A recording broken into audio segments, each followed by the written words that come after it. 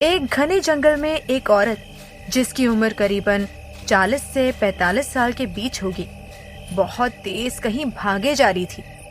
उसके कपड़े बहुत गंदे और बुरी तरह से फटे हुए थे। उसका चेहरा भी बहुत बुरी तरह से चोटिल हो गया था। वो औरत एक समय पर एक बहुत ही फेमस एक्ट्रेस थी।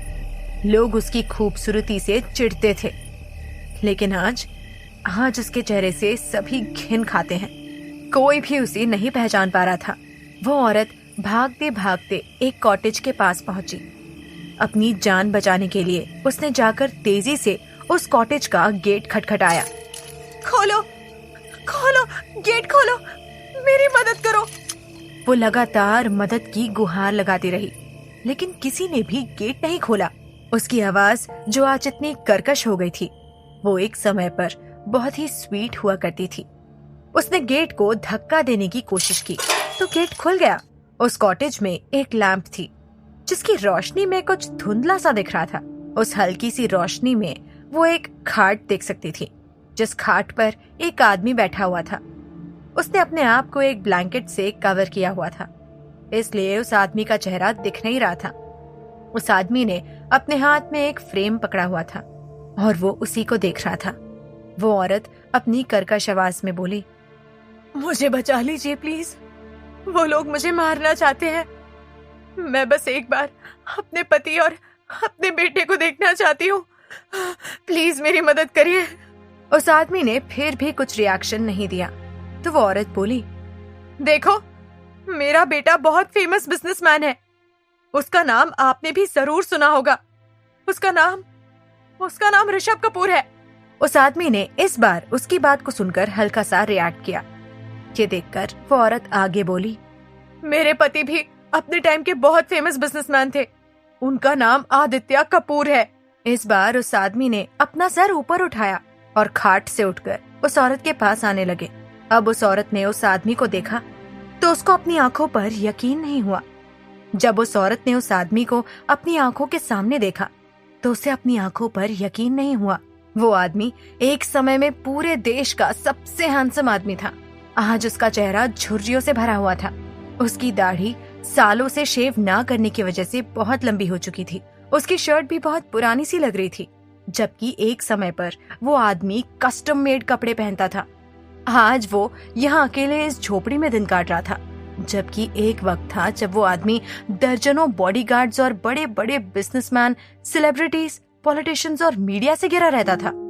उसको इस हालत में देखकर उस औरत की आंखों में आंसू आ गए। उस आदमी के इस हालत की जिम्मेदार वही थी। आदित्य, उस औरत ने रोते हुए कहा। उस आदमी की आंखों में भी आंसू आ गए थे। वो कपकपाती हुई आवाज में बोला, इशिका को आदित्य के मुंह से अपना नाम सुनकर बहुत खुशी हुई। उसे यकीन ही नहीं हो रहा था कि आदित्य ने उसे इस हालत में भी आसानी से पहचान लिया, जबकि वो खुद को भी पहचान नहीं पाती थी। वो रोते हुए आदित्य के गले से लग गई। आदित्य ने भी उसे कसकर हक कर लिया। उसके हाथ में जो फोटो फ्रेम था वो उन दोनों की शादी का फोटो फ्रेम था, जिसमें आदित्य एक्सप्रेशनलेस था, लेकिन ये तो सिर्फ वही जानता था कि उसके मन में कितनी खुशी थी अपने प्यार से शादी करने पर। दूसरी तरफ इशिका उस फोटो में बहुत ही उदास लग रही थी, क्योंकि ये शादी उसकी मर्जी से नहीं हो रही थी, बल्कि इसलिए हो रही थी क्योंकि वो प्रेग्नेंट थी। ना ही वो ये बच्चा चाहती थी और ना ही ये शादी, लेकिन उसे फोर्स किया गया था। फोर्स करने वाला आदित्य ही था, इसलिए उसने हमेशा आदित्य और अपने बेटे से नफरत की, लेकिन उन दोनों ने हमेशा ही उसको बहुत प्यार दिया। तब उसको ये सब कहाँ समझ में आता।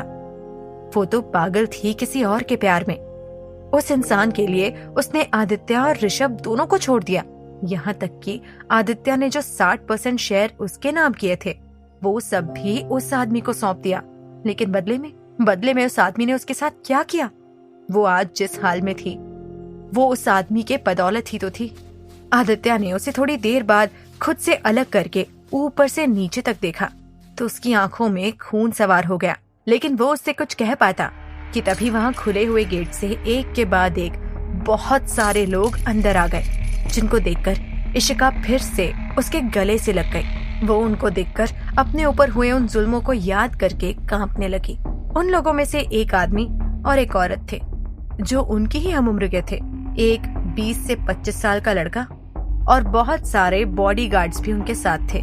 उस आदमी ने इशिका को देखकर कहा, ओह, तो भागते भागते आखिर तू अपने आशिक से मिल ही गई। चल, अच्छा ही हुआ, आज तेरे साथ साथ इसे भी खत्म कर दूंगा। ये वही आदमी था जिसने इशिका की जिंदगी बर्बाद की थी। उसकी बात सुनकर वो औरत बोली, हामिद, ये तुम क्या कह रहे हो? मेरा मन अभी तक इस कमीनी इशिका को टॉर्चर करने से भरा नहीं है। मैं इसे जिंदगी भर टॉर्चर करना चाहती हूँ। तभी अचानक से वो लड़का भी बोल पड़ा, मॉम, बस भी करो, इतने सालों से इसे टॉर्चर करके आपका जी नहीं भरा। ये सुनकर अमित बोला, रूपाली, मोहित ठीक कह रहा है, और वैसे भी अब इसे खत्म करना जरूरी हो गया है, वरना अब इसका बेटा इतना पावरफुल हो गया है कि किसी भी दिन हमारा ठिकाना ढूंढकर इसको बचा ले जाएगा। फिर ये दुनिया को बता देगी कि किस तरह हमने पहले इसे यूज किया और फिर इसे टॉर्चर किया। रूपाली ने मुंह बनाकर कहा, ठीक है, लेकिन मैं खुद अपने हाथ से इसे शूट करूंगी। इतना कहकर उसने बॉडीगार्ड से बंदूक ले ली और इशिका पर बंदूक तानकर खड़ी हो गई। जैसे ही उसने फायर किया, आदित्य ने इशिका को अपने पीछे करके वो गोली खुद पर ले ली। आदित्य! इशिका उसका नाम जोर से चिल्लाई। रूपाली ने 1-2 गोली और चलाई, लेकिन आदित्य ने उनको भी अपने ऊपर ले लिया और अब वो जमीन पर गिर गया। इशिका ने उसका सर अपनी गोदी में उठाकर रख लिया और रोते हुए बोली, आदित्य, आपने ऐसा क्यों किया? मर जाने देते मुझे, मेरी वजह से तो सब कुछ हुआ। मैं बहुत बुरी हूँ आदित्य, मैं बहुत बुरी हूँ। मैंने हमेशा आपके साथ गलत किया। मुझे तो आपसे माफी मांगने तक का अधिकार नहीं है, लेकिन आप मेरे लिए अपनी जान। ये कहकर वो फूट फूट कर रोने लगी। तभी रूपाली ने उसे भी 2 बार शूट किया और इशिका भी आदित्य के पास ही गिर पड़ी। आदित्य का सर अब भी उसकी गोद में था। वो पूरी हिम्मत करके इशिका के सर के पास जाकर बोला, आई एम सॉरी इशी, मैं आज तुम्हें प्रोटेक्ट नहीं कर पाया। इशिका ने भी हांफते हुए कहा, ऐसा मत बोलिए आप। आपने तो हमेशा अपनी जिम्मेदारी पूरी की। वो तो मैं ही थी जिसने आपको खुद से दूर किया। आपकी पत्नी होने की कोई भी जिम्मेदारी पूरी नहीं की मैंने। हो सके तो मुझे माफ कर दीजिए। आंखों में आंसू लिए आदित्य ने कहा, इशिका, तुमने मुझे ऋषभ जैसा बेटा दिया और मैं तुमसे क्या चाहता। ऋषभ का नाम सुनकर इशिका के मन में गिल्ट की भावना और बढ़ गई, क्योंकि उसने उसके साथ भी बहुत गलत किया था। कभी उसने अपना बेटा उसे नहीं माना था, कभी भी उससे सीधे मुंह बात तक नहीं की। तभी अचानक वहां ऋषभ अपने बहुत सारे बॉडीगार्ड्स के साथ आया और आते ही सबको घेर लिया। ऋषभ भागकर अपने पेरेंट्स के पास जाकर बैठ गया और बोला, मॉम, डैड, मैं आपको कुछ नहीं होने दूंगा। मैं आपको अभी के अभी हॉस्पिटल लेकर जा रहा हूँ। लेकिन उन दोनों ने ही हॉस्पिटल जाने से मना कर दिया। वो दोनों एक साथ ही दुनिया को छोड़कर जाने वाले थे। इससे बड़ी बात और क्या हो सकती थी उनके लिए।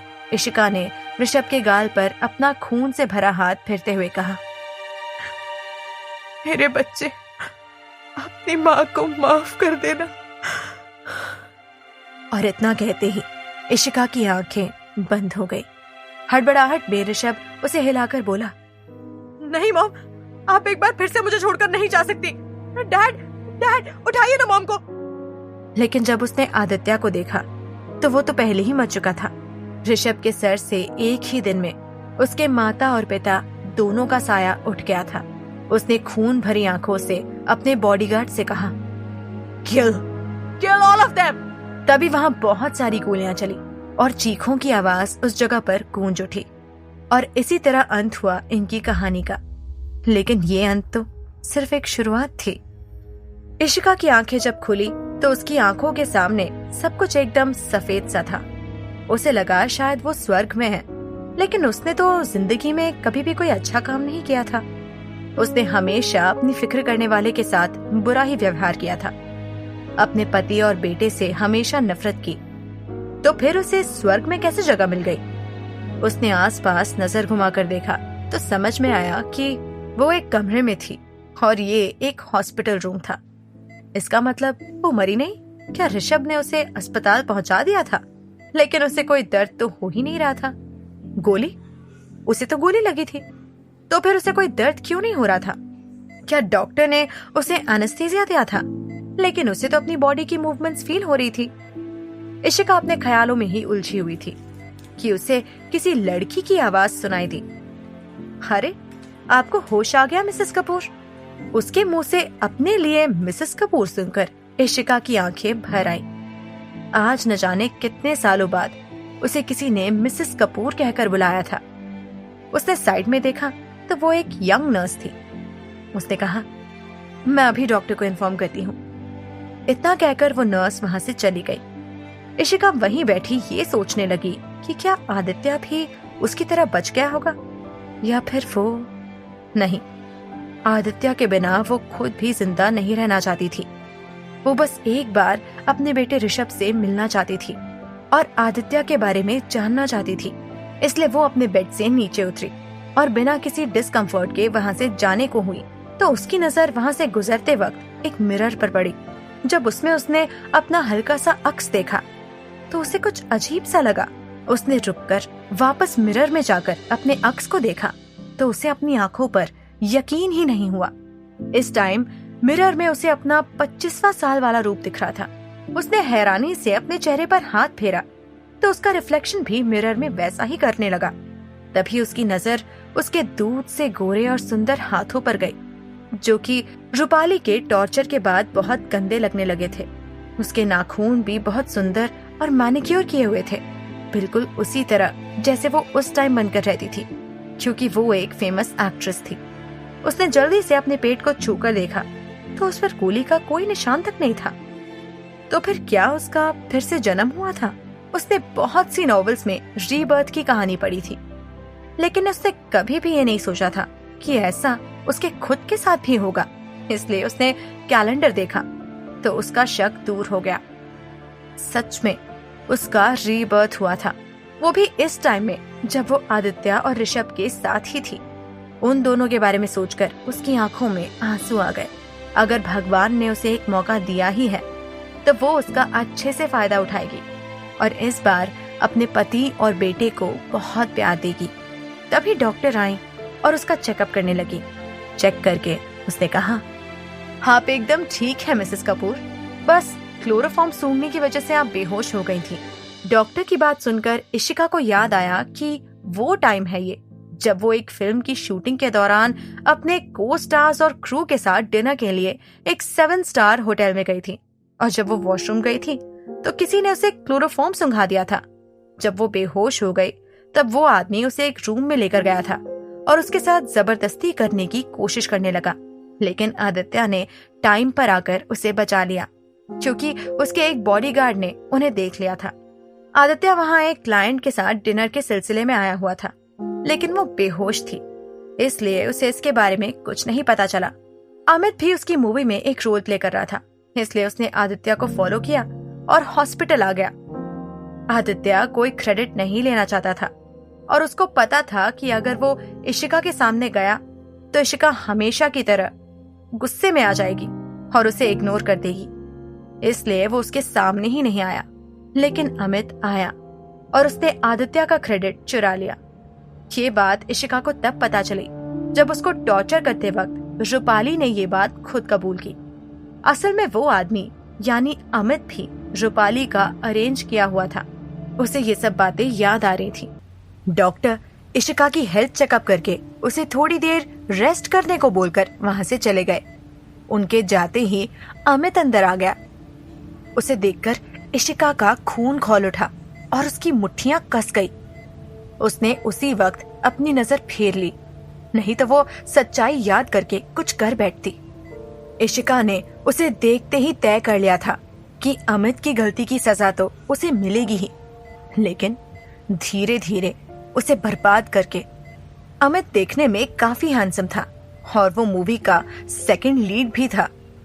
वो हमेशा इशिका से मीठी मीठी बातें करके उसको अपने जाल में फंसाने की कोशिश करता था। दरअसल उसके जाल में फंसकर ही इशिका ने अपनी जिंदगी की सबसे बड़ी भूल की थी, इसलिए इस बार वो उस गलती को नहीं दोहराएगी। अमित उसके पास आया और पैनिक होने की एक्टिंग करते हुए उससे पूछा, इशी, तुम ठीक तो हो ना? इशिका ने बिना किसी एक्सप्रेशंस के कहा, ऑफ कोर्स, मुझे क्या हुआ? ये सुन अमित को इशिका का बिहेवियर आज कुछ अलग लगा। कहाँ वो छोटी छोटी बात पर रोने लगती थी और उससे सिंपैथी पाने की कोशिश करती थी, लेकिन आज जब उसके पास इतना अच्छा मौका था तो वो इस मौके का फायदा क्यों नहीं उठा रही थी? अमित ने इशिका से कहा, इशी, तुम्हें नहीं पता कि मैं कितना डर गया था तुम्हें उस हाल में देखकर। मैं उस गुंडे को तुम्हारा फायदा उठाते देखकर उसकी जान ले लेना चाहता था, लेकिन वो भाग निकला। इशिका ने मन में सोचा, भाग निकला? शायद तुमने उसे भगा दिया।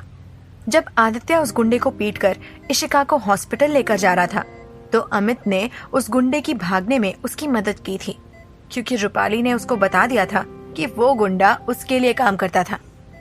ये सब सोचकर इशिका उसका मजाक उड़ाते हुए बोली, कितने यूजलेस हो तुम। एक तो आदित्य ने उसको पीटकर मेरी जान बचाई, लेकिन तुम एक पिटे हुए गुंडे को भी नहीं संभाल पाए। इशिका की बात सुनकर वो पैनिक हो गया। उसने सोचा कि इशिका को कैसे पता चल गया कि उसको बचाने वाला आदित्य था, वो नहीं।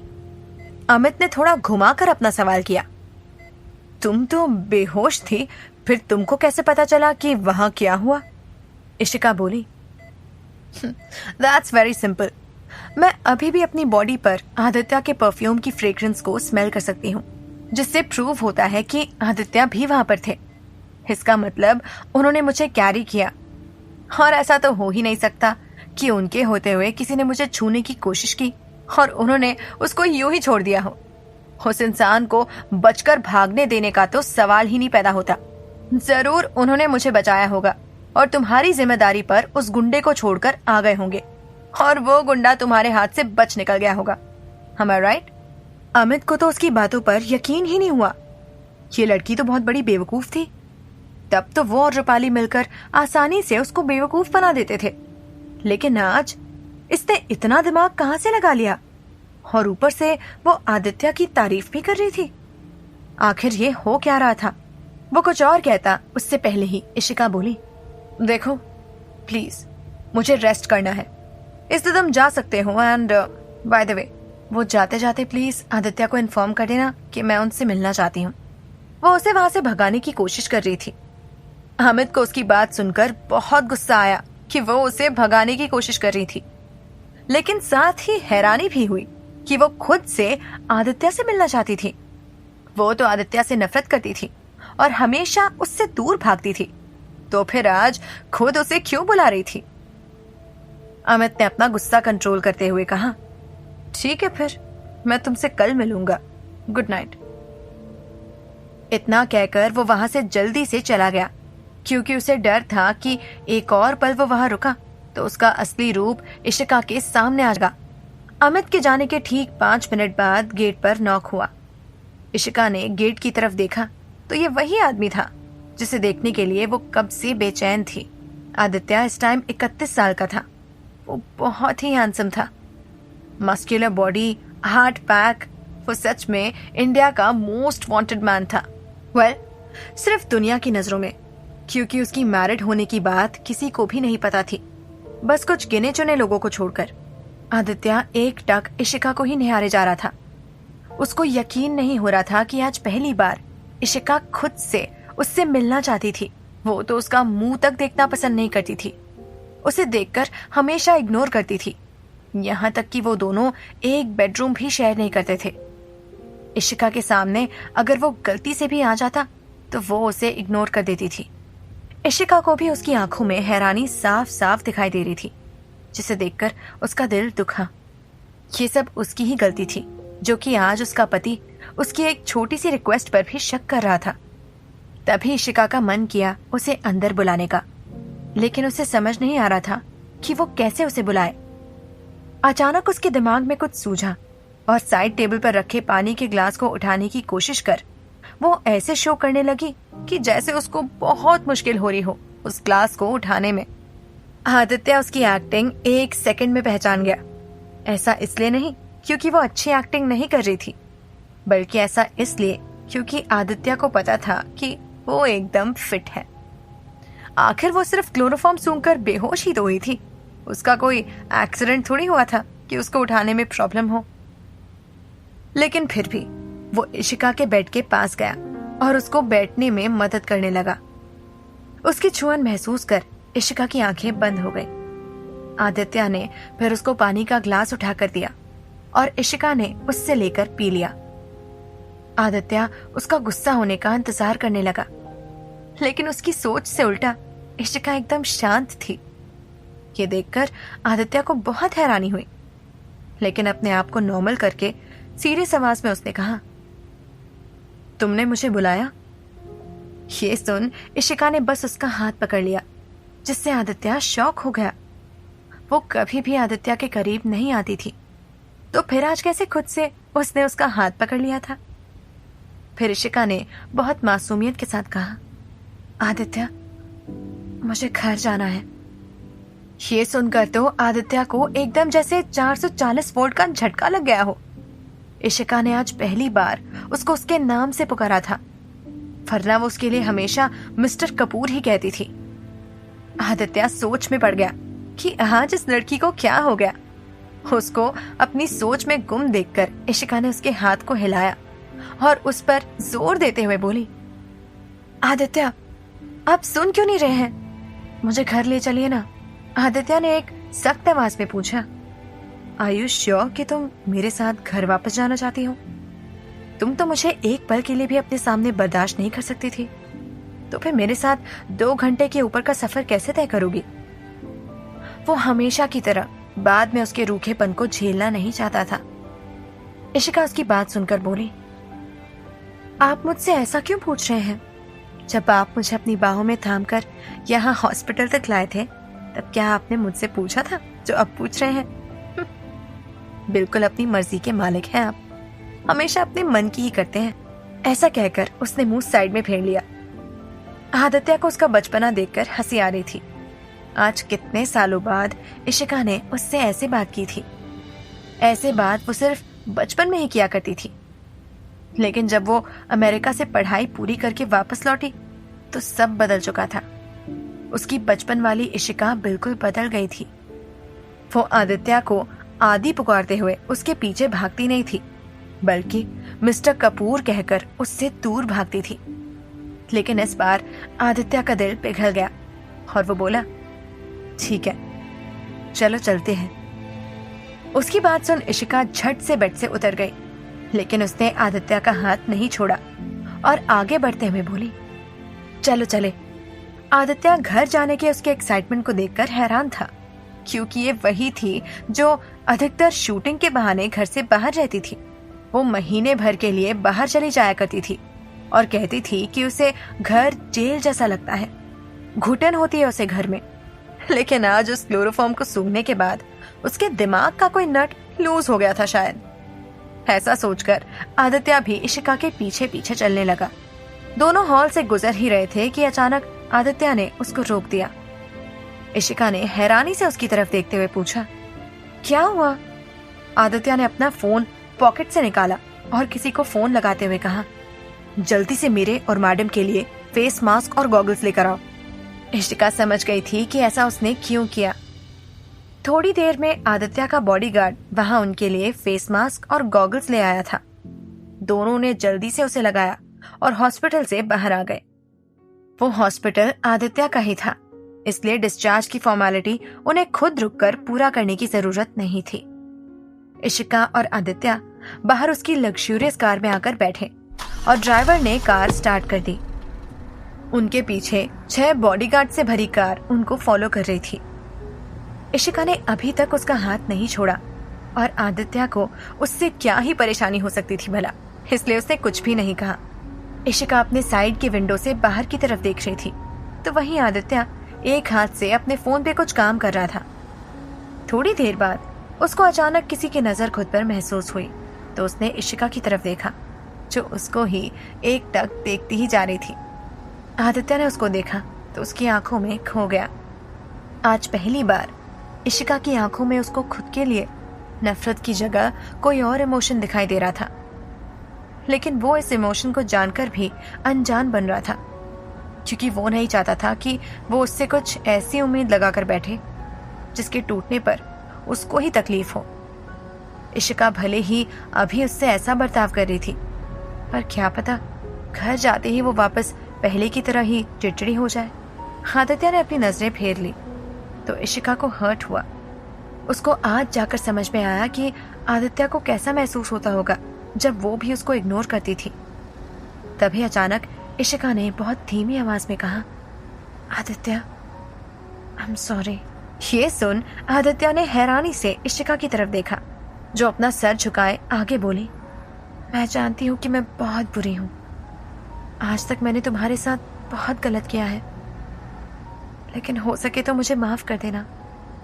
मैंने आज तक जो कुछ भी किया उसके लिए मुझे दिल से पछतावा है। मैं ये नहीं कह रही कि आप मुझे अभी माफ कर दो, मैं बस ये चाहती हूँ कि आप मुझे एक मौका दीजिए सुधरने का। उसके बाद अगर आपको लगे कि आप मुझे माफ कर सकते हैं तो आप मुझे माफ करना, और अगर आप मुझे माफ नहीं करेंगे तो भी कोई बात नहीं। मैं समझ जाऊंगी कि मैंने गलतियां ही इतनी की हैं कि उनकी माफी नहीं मिल सकती, लेकिन प्लीज मुझे एक मौका दीजिए सुधरने का। ये सब सुन हैरान आदित्य इशिका को देखकर किसी सोच में पड़ गया। आदित्य ने कुछ सोचकर उससे पूछा, अगर मैं तुम्हें एक मौका दूं तो तुम क्या करोगी, कैसे सुधारोगी खुद को? इशिका ने एक्साइटेड होते हुए कहा, मैं एक अच्छी वाइफ और मदर बनकर दिखाऊंगी। आदित्य को उसकी आंखों में एक सच्चाई दिखी, लेकिन वो खुद को और ऋषभ को कोई भी झूठी होप नहीं देना चाहता था, खासकर कि ऋषभ को। आज तक इशिका ने उसके साथ कितना गलत किया था, वो इतनी आसानी से ये नहीं भूल सकता था। वो भले ही आज 4 साल का हो गया था, लेकिन आज तक इशिका ने उसे प्यार से गले तक नहीं लगाया था। उस बेचारे ने भी अब इशिका की नफरत के साथ रहना सीख लिया था। ऐसे में अब अचानक इशिका ऋषभ को उसकी माँ का प्यार दे और कहीं आगे चलकर उसका मूड चेंज हो गया तो क्या वो फिर से उससे और ऋषभ से नफरत करने लगेगी? ऐसे में भले ही वो खुद को संभाल ले, लेकिन ऋषभ, उस 4 साल के बच्चे को वो कैसे संभालेगा? इसलिए आदित्य ने अपना काम कंटिन्यू करते हुए बिना इशिका की तरफ देखे हुए कहा, तुम्हें जो करना है करो, बस ऋषभ को हर्ट मत करना, वरना मैं तुम्हें कभी माफ नहीं करूंगा। क्या आदित्य कर पाएगा कभी इशिका पर पूरी तरह से भरोसा, और क्या खरी उतरेगी इशिका अपने शब्दों पर? आदित्य का जवाब सुनकर इशिका को लगा कि उसके लिए इतना ही काफी था। आखिर वो इससे ज्यादा की उम्मीद कर भी कैसे सकती थी? कम से कम अब उसके पास एक चांस तो होगा आदित्य और उसके बेटे के करीब जाने का, और इस बार वो फेल नहीं होना चाहती थी। थोड़ी देर में दोनों घर पहुंच गए। कपूर मैंशन एक शानदार विला था। पूरा विला गार्ड से कवर्ड था। चप्पे चप्पे पर गार्ड्स थे, जो कि आदित्य और इशिका को जैसे जैसे वो उनके करीब से गुजर रहे थे उनको सैल्यूट करते जा रहे थे। इशिका की आंखें थोड़ी सी नम हो गई थी। आखिर वो इतने साल बाद जो लौटकर आई थी यहाँ पर, क्योंकि वो अपने पिछले जन्म में इस विला को अगले आने वाले 2 सालों में छोड़कर चली गई थी। जब वो विला में पहुंची तो बस वहां का हाउसकीपर ही जगा हुआ था। वो एक 60 साल का बूढ़ा आदमी था, जो कि आदित्य के बचपन से ही इसी घर में था। आदित्य के पेरेंट्स की एक एक्सीडेंट में डेथ हो गई थी और वो अपनी फैमिली का इकलौता मेंबर जिंदा था। उसके बाद इशिका से उसकी शादी हो गई और ऋषभ भी उसकी जिंदगी में आया। अब ये दोनों ही उसका परिवार थे। हाउसकीपर की भी वो बहुत रिस्पेक्ट करता था। आदित्य उनको काका कहता था, लेकिन इशिका उन्हें मिस्टर हाउसकीपर ही कहती थी, क्योंकि वो यहाँ सबसे नफरत करती थी। लेकिन आदित्य ने उसे काका की बेइज्जती करने से मना किया था। काका उन दोनों को एक साथ वापस आते हुए देखकर हैरान रह गए। इशिका की आदित्य के लिए नफरत सब जानते थे। तभी काका ने कहा, आदित्य बेटा, इशिका मैडम आप घर वापस आ गए। उनके ऐसे डिफरेंट टाइटल्स को सुनकर इशिका को याद आया कि उसने काका को कहा था कि वो उसे मैडम कहे, ना कि बेटा। वो उनको एक सर्वेंट से ज्यादा कुछ नहीं समझती थी। उसे अपनी बेरुखी याद करके खुद पर गुस्सा आया कि वो कैसे आदित्य के काका के साथ इतना बुरा बिहेव कर सकती थी। इशिका बोली, काका, मुझे आज तक आपके साथ की गई सभी बदतमीजियों के लिए माफ कर दीजिए। उसकी बात सुन आदित्य और काका दोनों ही शॉक थे। आदित्य ने मन ही मन सोचा कि ना जाने आने वाले टाइम में ये लड़की उसको और कितना शौक देने वाली है।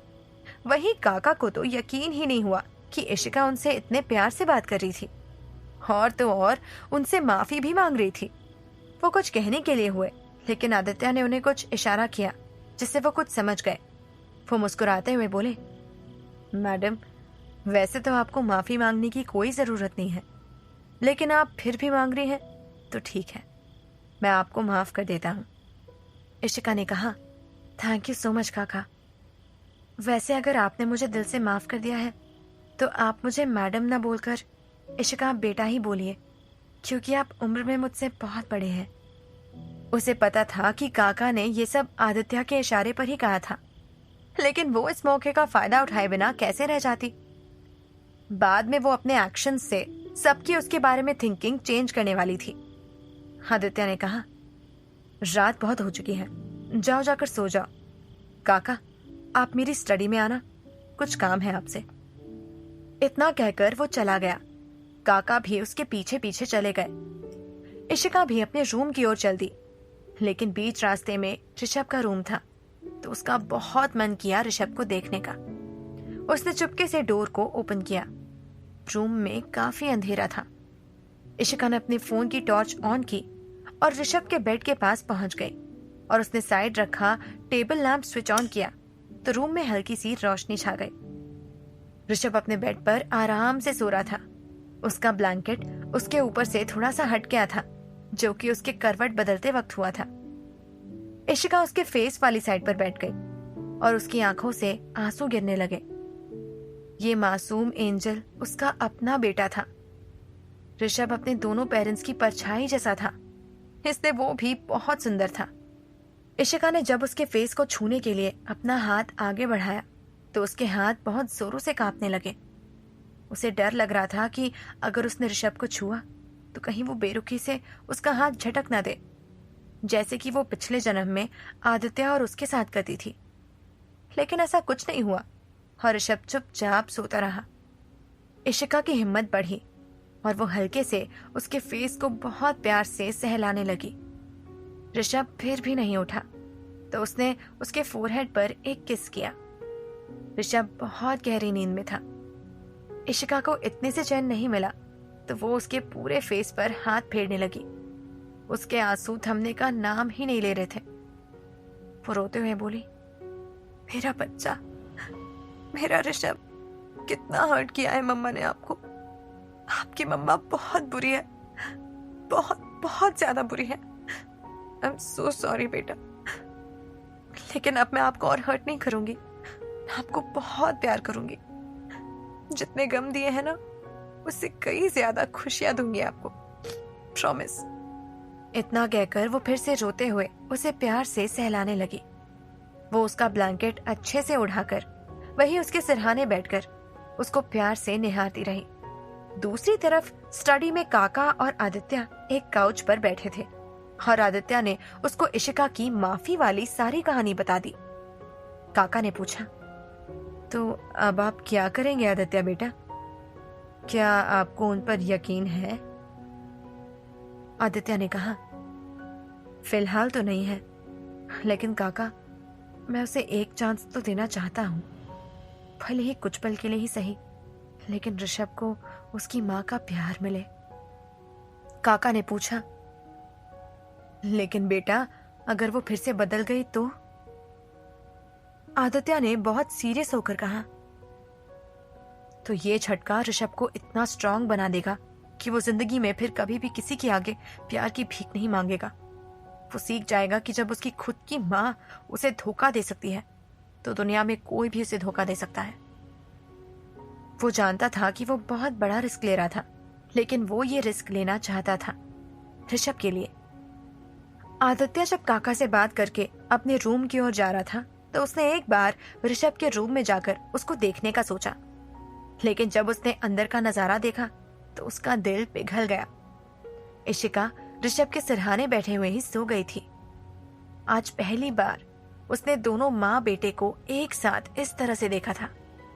जब ऋषभ होने वाला था तो उसको लगता था कि अपने बच्चे को गोद में लेकर शायद इशिका बदल जाएगी, और ऐसे सीन्स हमेशा उसके सपनों में ही आते थे। लेकिन ऐसा कुछ नहीं हुआ, तो उसको सपने आने भी बंद हो गए। लेकिन आज इस सीन को देखकर उसका वो सपना पूरा हो गया। आदित्य बेड के पास गया और जाकर इशिका को कंफर्टेबली लेटा दिया और दोनों को अच्छे से ब्लैंकेट से कवर कर दिया। इशिका और ऋषभ की सोने की आदत बिल्कुल एक सी थी। ये बात आदित्य अच्छे से जानता था। इशिका के सोने के बाद ही वो उसको टच करने की हिम्मत कर पाता था, लेकिन उसने उसके फोरहेड पर किस करने से ज्यादा कुछ भी नहीं किया था, और आज भी उसने ऐसा ही किया। उसने पहले इशिका के फोरहेड पर किस किया और फिर ऋषभ के फोरहेड पर। फिर वो खुद थोड़ी देर बैठ गया वहां पर। आज उसको पहली बार ये फैमिली वाली फीलिंग महसूस हुई। वो इस मोमेंट को जी भर के देखना चाहता था। नेक्स्ट मॉर्निंग आदित्य जल्दी उठकर ऋषभ के रूम में चला गया, इसलिए अब रूम में सिर्फ इशिका और ऋषभ ही सो रहे थे। जब इशिका की आंख खुली तो उसने साइड होकर जो देखा उसे देखकर उसका दिल पिघल गया। ऋषभ उठ चुका था और बेड पर बैठा उसकी ओर बहुत गौर से अपनी आंखें छोटी करके देख रहा था, जैसे मानो उसको यकीन ही नहीं हो रहा हो कि इशिका यहाँ सच में है। वो अपने बिखरे हुए बालों में बहुत क्यूट लग रहा था, जिसे देखकर इशिका का मन किया कि उसके गालों को पिंच कर ले। इशिका वैसे ही लेटी हुई बोली, मॉर्निंग बेबी। उसकी बात सुनकर ऋषभ को यकीन नहीं हुआ कि वो सच में वही थी, लेकिन क्या वो उससे बात कर रही थी? पर वो तो उसको हमेशा देखकर इग्नोर करती थी। इशिका उसकी आंखों में उसके डाउट को साफ देख सकती थी। वो उठकर बैठी और ऋषभ से बोली, बेबी आपको पता है कल रात ना मैंने एक बहुत डरावना ड्रीम देखा था, जिसमें बहुत सारे डेविल्स ने मुझे घेर कर रखा था और वो मुझे मारना चाहते थे। लेकिन फिर अचानक ही वहां 2 सुपर हीरो आ गए और मुझे उनसे बचा लिया। आपको पता है वो सुपर हीरोज कौन थे? ऋषभ ने कुछ नहीं कहा, लेकिन उसकी आंखें साफ बता रही थी कि वो जानना चाहता था कि वो कौन थे। इशिका स्माइल करते हुए बोली, वो सुपर हीरोज आपके डैडी और आप थे। ऋषभ के होठों पर उसकी बातें सुनकर एक स्माइल आ गई। आखिर छोटे बच्चों को ऐसी कहानियां बहुत पसंद जो आती हैं, और एक सुपर हीरो बनना भला किस छोटे बच्चे को पसंद नहीं आता होगा। इशिका आगे बोली, फिर आप दोनों ने मुझसे प्रॉमिस किया कि आप दोनों हमेशा मुझसे बहुत प्यार करोगे और हमेशा मुझे प्रोटेक्ट करोगे। इसलिए मम्मा को भी उनकी गलती रियलाइज हो गई। मम्मा ने आपके डैडी और आपसे पूछा कि आप दोनों ने मेरी हेल्प क्यों की, जबकि मैंने तो आपको और आपके डैडी को हमेशा परेशान किया है। आपसे अच्छे से बात भी नहीं करती थी और बहुत गुस्सा भी करती थी। तो पता है कि आपके डैडी और आपने क्या कहा? ऋषभ फिर से टकटकी लगाए उसे देखने लगा। इशिका ने उम्मीद भरी निगाहों से ऋषभ की ओर देखकर कहा, आप दोनों ने कहा कि आप दोनों मुझसे बहुत प्यार करते हो, तो इसलिए मैंने भी आपके डैडी और आपसे माफी मांगी और कहा कि अब से मैं आप दोनों को बहुत प्यार करूंगी और एक गुड वाइफ और गुड मॉमी बनकर दिखाऊंगी। पर बेबी, क्या आप माँ को एक चांस दोगे गुड मॉमी बनने का? ऋषभ बिना कुछ बोले उसे ही देख रहा था। इशिका को लगा कि शायद ऋषभ ने उसको माफ नहीं किया। वो समझ सकती थी कि ऐसा क्यों था, लेकिन फिर भी उसकी आंखों से आंसू गिरने लगे। ऋषभ, जिसे वो सब प्यार से ऋषु बुलाते थे, उसने उसको रोते हुए देखा तो तुरंत आगे बढ़कर उसके आंसू पोंछते हुए बोला, प्लीज आप मत रो, आप मत रो, आप रोते हो तो मुझे अच्छा नहीं लगता। उसकी बात सुनकर इशिका के मन में एक उम्मीद जगी। उसने ऋषभ से पूछा, तो क्या आपने मम्मा को माफ कर दिया? क्या आप उनको एक चांस दोगे गुड मॉमी बनने का? ऋषभ ने कहा, यस। इशिका ने उसको झट से अपने गले लगा लिया और रोने लगी। ऋषभ भी आज पहली बार अपनी माँ के इतने प्यार से उसको हक करने से बहुत ज्यादा इमोशनल हो गया और वो भी रोने लगा। दोनों माँ बेटे काफी देर तक इसी तरह से रोते रहे। फिर अचानक से गेट पर नॉक होने से उन दोनों का ध्यान टूटा। गेट को आदित्य ने जाते वक्त बाहर से लॉक कर दिया था। काका गेट पर नॉक करते हुए बोले, बाबा आप उठे नहीं क्या अब तक? आपको स्कूल के लिए लेट हो जाएगा। इशिका उससे दूर होते हुए बोली, काका आप जाकर ऋषु के लिए ब्रेकफास्ट रेडी करवाइए, मैं अभी ऋषु को स्कूल के लिए रेडी करके लाती हूँ। बाहर खड़े काका इशिका की आवाज सुनकर हैरान हो गए, लेकिन तभी उनको आदित्य की बात याद आ गई, इसलिए वो चुपचाप वहां से चले गए। इशिका ने ऋषु से कहा, चलो बेबी आज माँ आपको स्कूल के लिए रेडी करेंगी। ऋषु भी एक्साइटेड हो गया। वो दोनों जल्दी से वॉशरूम में चले गए। आदित्य जब नीचे ब्रेकफास्ट टेबल पर रेडी होकर आया तो वहां सर्वेंट्स उसके लिए ब्रेकफास्ट सर्व करने लगे। साथ ही वो इशिका और ऋषु के लिए भी ब्रेकफास्ट लगाने लगे, क्योंकि ऐसा काका ने उनको करने के लिए कहा था। आदित्य ये देखकर सोचने लगा कि क्या इशिका उन दोनों के साथ ब्रेकफास्ट करेगी भी या नहीं। वो भी उम्मीद करने लगा था कि वो उनके साथ ब्रेकफास्ट करे, क्योंकि आज तक उसने दोनों बाप बेटे के साथ बैठकर कभी भी खाना नहीं खाया था। और किस आदमी की इच्छा नहीं होती कि ऑफिस जाने से पहले अपनी फैमिली के साथ ब्रेकफास्ट करते वक्त एक लवली टाइम स्पेंड करने की। तभी ऊपर से इशिका और ऋषु एक साथ उतरकर नीचे आए। दोनों रेडी हो चुके थे और दोनों ने एक दूसरे का हाथ पकड़ा हुआ था। ये सीन देखकर आदित्य का दिल पिघल गया। तो वहीं सारे सर्वेंट्स और हाउसकीपर बिल्कुल हैरान हो गए। उन्होंने आज तक इशिका को ऋषु को धुतकारते हुए ही देखा था, लेकिन आज दोनों को एक साथ देखा तो उनको अपनी आंखों पर यकीन नहीं हुआ।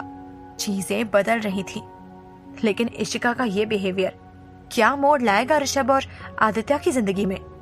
काका ने खुद को संभालते हुए वहां खड़े सर्वेंट्स को इशारा किया कि वो कुछ भी रिएक्ट ना करे और एकदम नॉर्मली बिहेव करे। सभी उसके इशारे को अच्छे से समझ गए। इशिका और ऋषु नीचे आ गए और आकर ऋषु ने हमेशा की तरह अपने पापा को विश किया। Good morning daddy. आदित्य उसकी आवाज में आज एक अलग ही खुशी महसूस कर सकता था और ये सब इशिका की वजह से था। शायद उसका फैसला सही था। उसने भी प्यार से बोला, गुड मॉर्निंग। इशिका भी ऋषु की कॉपी करते हुए बोली, गुड मॉर्निंग हबी। हबी सुनकर आदित्य शॉक हो गया और उसके कान लाल हो गए, लेकिन खुद को नॉर्मल करते हुए वो बोला, गुड मॉर्निंग। फिर इशिका और ऋषु भी उसके पास वाली चेयर पर आकर बैठ गए। ऋषु उन दोनों के बीच वाली चेयर पर बैठा था, क्योंकि वो हमेशा आदित्य की बगल वाली चेयर पर ही बैठता था। आदित्य ने उसको थोड़ा घूर कर देखा और मन ही मन सोचा, ये लड़का दूसरी वाली चेयर पर बैठ नहीं सकता था क्या? आदित्य का अनसैटिस्फाइड चेहरा किसी ने नोटिस नहीं किया, क्योंकि सबकी नजर इशिका और ऋषु पर थी, जो कि एक माँ बेटे का रिश्ता एंजॉय करते हुए अपना ब्रेकफास्ट कर रहे थे। ऋषु के ब्रेड्स पर इशिका जैम लगाते हुए बोली, आज माँ अपने हाथों से आपके लिए जैम लगाएंगी। फिर उसने ऋषु को वो खाने के लिए दिया। मिल्क फिनिश करने के बाद ऋषु के होठों के ऊपर निशान हो गया था, तो इशिका एक टिश्यू से उसको साफ करने लगी और फिर उसको अपने हाथों से ब्रेड खिलाने लगी। एक तरफ हाउसकीपर और बाकी सर्वेंट्स ये नजारा देखकर बहुत खुश थे, तो वहीं आदित्य अपने ही बेटे से जेलस फील कर रहा था। उसकी वाइफ का पूरा ध्यान उसके बेटे ने अपनी ओर जो आकर्षित कर लिया था, जबकि कल रात तक तो उसकी वाइफ उससे इतने प्यार से बात कर रही थी। उसने इशिका का ध्यान अपनी तरफ खींचने के लिए झूठ मूठ में खांसना शुरू कर दिया। इशिका के सामने पानी का जग था। वो जल्दी से ऋषु को खिलाना छोड़कर आदित्य के लिए एक ग्लास में पानी भरकर उसको देते हुए बोली, ये लीजिए, पानी पी लीजिए। आदित्य ने खुशी खुशी वो ग्लास लिया और पानी पीने लगा। तो वही ऋषु ने आदित्य को देखकर मुंह फुला लिया, क्योंकि उसके डैडी ने उसकी मम्मी का ध्यान अपनी ओर आकर्षित कर लिया था। आदित्य को उसके चेहरे को देखकर मन ही मन बहुत हंसी आई। ऋषु मुंह बनाते हुए बोला, मम्मा मुझे ब्रेड खिलाओ ना। इशिका उसे खिलाने को हुई तो आदित्य बोला, इशिका प्लीज मेरे लिए वो एप्पल कट कर दो। ऋषु चिढ़कर बोला, डैडी आपकी प्लेट में तो पहले से ही इतने सारे एप्पल्स हैं। सच में आदित्य के पास रखी फ्रूट बाउल में एप्पल्स अच्छे से कटे हुए रखे थे। आदित्य मुस्कुराते हुए बोला, ये वाले साइज में बहुत छोटे हैं, मुझे साइज में थोड़े बड़े खाने हैं। ऋषु बोला, यहाँ इतने सारे लोग हैं, आप किसी और से कह दो ना, मम्मा को क्यों काम करने को बोल रहे हो। तभी आदित्य ने हाउसकीपर को कुछ इशारा किया और उसने भी सभी सर्वेंट्स को अपने अपने काम पर लौटने का इशारा कर दिया। सभी सर्वेंट्स अपने अपने काम पर चले गए। देखते ही देखते वहां उन तीनों के अलावा कोई नहीं बचा था। इशिका और ऋषु उसकी चालाकी समझ गए। इशिका ने ऋषु से कहा, आप खुद खा लो, तब तक मैं ये एप्पल्स कट कर देती हूँ ताकि आप जल्दी से ऋषु को अपने साथ स्कूल ले जा सके। ओके? ऋषु खुश होते हुए बोला, आज वो सबको जाकर बताएगा कि ये एप्पल्स उसकी मम्मी ने उसके लिए कट किए थे। वहीं आदित्य भी खुशी खुशी इशिका के हाथ के कटे हुए एप्पल्स खाने के लिए बहुत एक्साइटेड था। लेकिन जैसे ही इशिका ने चाकू उठाकर एप्पल को पील करना चाहा, वैसे ही दोनों बाप बेटे के अरमानों पर पानी फिर गया, क्योंकि इशिका नाइफ के उल्टे साइड से उसको पील करने की कोशिश कर रही थी। एक बहुत लग्जूरियस कार रोड पर दौड़ रही थी। उसके पीछे 6 और लग्जूरियस कार्स थी। पहली कार में इशिका और आदित्य थे, तो वहीं बाकी के कार्स में बॉडीगार्ड्स थे। इशिका और आदित्य बैक सीट पर बैठे थे और ऋषु दोनों के बीच में बैठा था। आज पहली बार तीनों एक साथ कार में बैठे थे। तीनों बहुत खुश थे, लेकिन कार में एकदम सन्नाटा था। इशिका सन्नाटे को तोड़ते हुए बोली, आई प्रॉमिस कि मैं कुकिंग सीख लूंगी, फिर आप दोनों को बहुत टेस्टी खाना बनाकर खिलाऊंगी। वो बोल तो ऐसे रही थी जैसे दोनों बाप बेटे ने कभी अच्छा खाना खाया ही ना हो, जबकि वर्ल्ड के बेस्ट शेफ उनके घर में ही काम करते थे। ऋषु ने मुस्कुराते हुए कहा, डोंट वरी मम्मी, आपको कुकिंग सीखने की कोई जरूरत नहीं है। आप बस मेरे ब्रेड्स पर जैम लगाकर मुझे अपने हाथ से जैम ब्रेड खिला दोगी तो मेरे लिए इतना ही काफी होगा। ऋषु बहुत ही स्मार्ट था। उसको लगा कि अगर उसकी मम्मी कुकिंग करेगी तो उसके डैडी को भी उसकी मम्मी की अटेंशन मिलेगी, लेकिन वो अपनी मम्मी की सारी अटेंशन सिर्फ अपनी तरफ ही रखना चाहता था। अपने बेटे के खुराफाती दिमाग से अनजान इशिका खुश होकर बोली, ओह बेबी, दैट्स सो स्वीट। ये बोलकर उसने ऋषु के सर पर एक किस कर दिया। लेकिन आदित्य अपने बेटे के खुराफाती दिमाग को अच्छे से जानता था। आखिर उसकी वाइफ की अटेंशन पर उसका भी तो कुछ हक था। वो बोला, आप अभी इतने छोटे नहीं हो कि आपकी मम्मी को आपको अपने हाथों से खाना खिलाना पड़े।